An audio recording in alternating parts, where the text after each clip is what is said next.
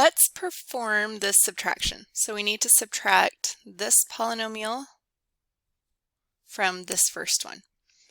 Now, when we have a minus outside of parentheses, if you remember, it's almost like there's a negative one there. That negative one gets distributed to every single term.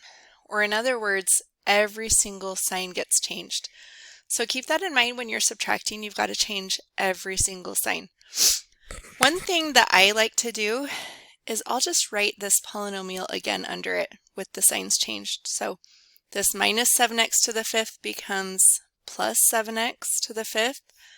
Minus 6x squared becomes plus 6x squared.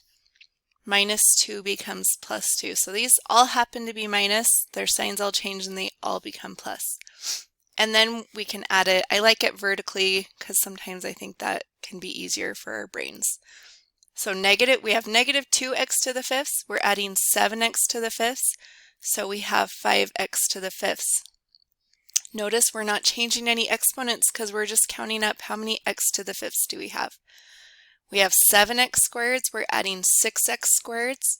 So we'll have 13x squared plus 8x. 8 and 2 are not like terms, so it'll just be plus 8x. In fact, I could have even done the plus 2 over to remember not to put those two together accidentally. So plus 8x plus 2, we've got all our like terms combined, and that will be our final answer. So just remember, however you do it, make sure when you're subtracting a polynomial that you remember it's like it's a negative one multiplied throughout. It's going to change every single sign of the terms inside the parentheses.